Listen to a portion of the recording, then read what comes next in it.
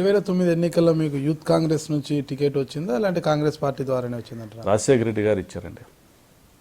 కారణం రాజశేఖర రెడ్డి గారు ఇప్పుడు ఈ మంచి క్యాండిడేట్కి ఇవ్వాలనుకొని అందులో ఫ్యాక్షన్ సంబంధం లేని క్యాండిడేట్లు అంటే ఆ రెండు ఇప్పుడు ఒకటండి, రాజశేఖర రెడ్డి గారు ఒక ప్రపోజల్ చేశారు.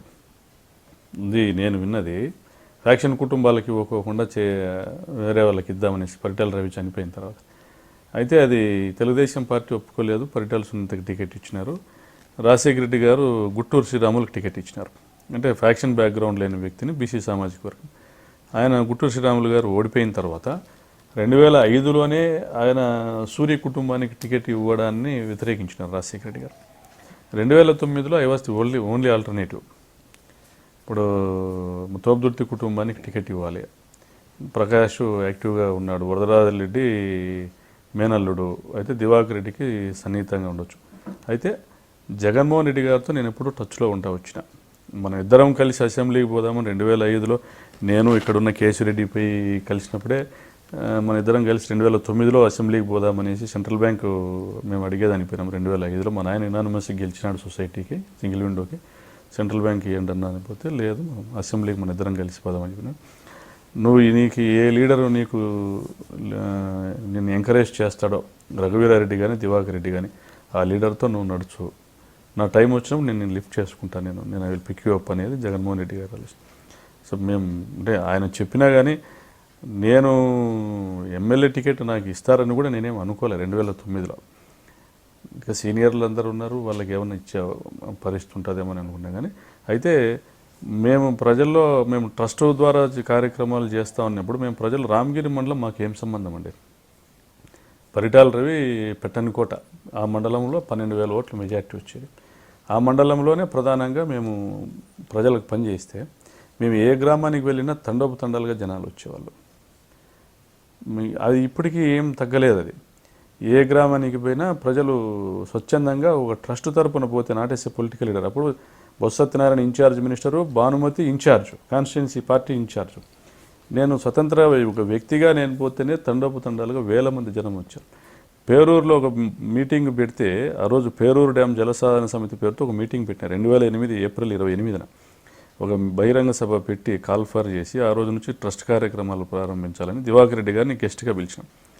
వస్తే దాదాపుగా అంటే ఆ మీటింగ్కు క్యాంపెయినింగ్ చేసి మా వెహికల్స్, మా ట్రస్ట్ వెహికల్స్ను 2 రోజుల ముందు 28 అంటే 26 ఏప్రిల్ 26న నసనకోట దగ్గర కాల్చినారు.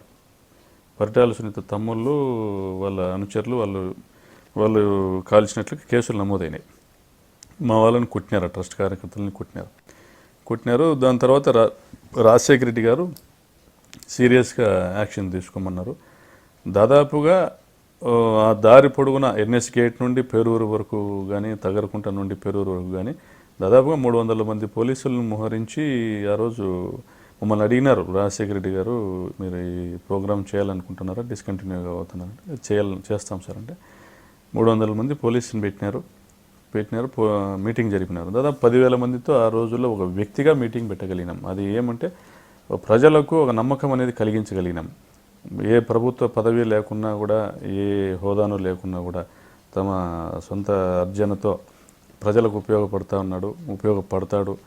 అందులో నీళ్లు తీసుకొని రావాలి, పేరూరు డ్యాంకు నీళ్లు తీసుకురావాలనే ఆలోచన ఎవరికి కలగలే. ఇక్కడ ఉన్న స్థానికంగా ఉన్న నాయకులకు కూడా ఈ పిల్లోనికి వచ్చింది. దాన్ని నా సొంత ఖర్చులతో సర్వేలు చేయించాం. ప్రజలు పూజలు చేసి తప్పెట్లు తాళాలతో సర్వే పనులు మొదలుపెట్టి చేయించాం. ఇవన్నీ చేస్తాను. ప్రజల్లో ఒక ఆశ కలిగింది, ప్రకాష్ రెడ్డి మాకు నాయకుడని. దివాకర్ రెడ్డి గారు ఆ రోజు మీటింగ్లోనే ఇది రామగిరి మండలంలో ఏమి, పెనుగొండ నియోజకవర్గంలో ఏమి, ఈ జనం ఏంది, ఇది రావణాసురుని లంకలేకి ఒక వానరం వచ్చింది, ఇది లంకా దహనమే మిగిలింది అని చెప్పి ఆ రోజే ఆయన ప్రకటించడం జరిగింది. ఇటువంటి నాయకుల కోసమే నేను ఎదురు చూసినానని ఆయన ఆ రోజు ప్రకటించడం జరిగింది. ఆయన ఎంకరేజ్ చేసినాడు మమ్మల్ని దివాకర్ రెడ్డి గారు. దాని తర్వాత మేము చెన్నై కొత్తపల్లి మండలం కానీ, కనగానపల్లి మండలం కానీ మా యాక్టివిటీస్ మేము చేసుకుంటూ పోయినాం. ఎక్కడన్నా మాకు నీళ్లు లేవంటే అక్కడ మేము బోర్లు వేసుకుంటూ వచ్చినాం. వాళ్ళ కలెక్టర్ గారు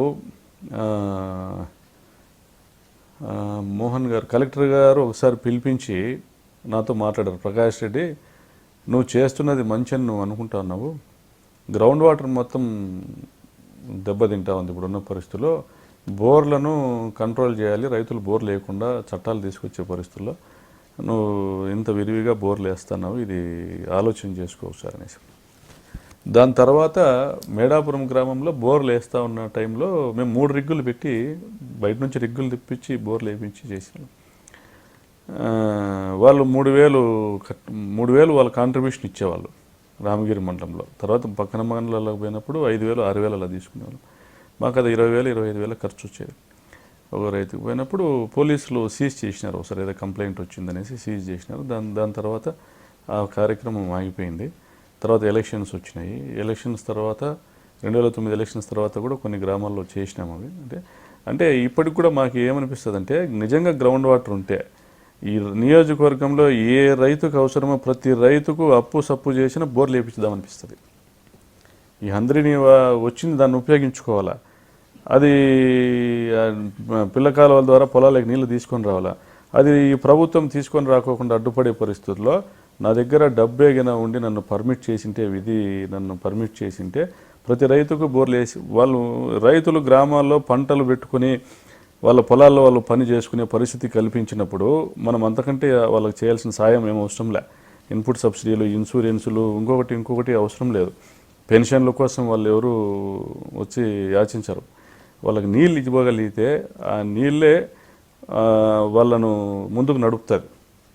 నీళ్ళు ఉన్నప్పుడు అప్పు చేసి బోర్ వేసుకోవడమో ఏదో ఒకటి చేసుకొని పంటలు పెట్టుకోవడం చేసుకున్నాడు. సో ఆ కాన్సెప్ట్ నాకు ఉన్నింది బాగా. సో అదే కాన్సెప్ట్లోనే పోయినాము. అదే రాజశేఖర రెడ్డి గారికి నచ్చింది. ఆయన ఒకటే చెప్పినాడు, మేము 3 అన్నదమ్ములు పోయినాం. మా 3 అన్నదమ్ములు మా మామ పిలుచుకొని పోయినాం. మీరు మంచి పద్ధతిలోనే పోతా ఉన్నారు, ఇట్లనే పోండి, ఫ్యాక్షన్కి దూరంగా ఉండండి, అది అన్నం పెట్టదు. నాకు టైం వచ్చినప్పుడు నేను పిలిపిస్తాను, if not for BCs you are the candidate అని చెప్పడం జరిగింది. అయితే బీసీ ఈక్వేషన్లో ఆ రోజు అంబికా లక్ష్మీనారాయణకు హిందూపురము, కేటీ శ్రీధర్కి పెనుగొండ ఇచ్చి నాకు రాప్తాడు ఇవ్వడం జరిగింది. రాజశేఖర రెడ్డి గారు మాకు రాజకీయంగా మేము ఒక మెట్టు ఎదగడానికి మాకు పునాది రాయి రాజశేఖర రెడ్డి, కాబట్టి మనం బతికినన్నాళ్ళు ఆయన్ని మర్చిపోలేము. నమస్తే అండి, నేను శివరామ్ రెడ్డి, ఎక్స్ ఎమ్మెల్యేగా పనిచేశాను, X MLC, X government council whip. నేను ఐ డ్రీమ్ ఛానల్కు ఇంటర్వ్యూ ఇవ్వడం జరిగింది. మనసులో ఉన్నవన్నీ స్పష్టంగా చెప్పడం కూడా జరిగింది.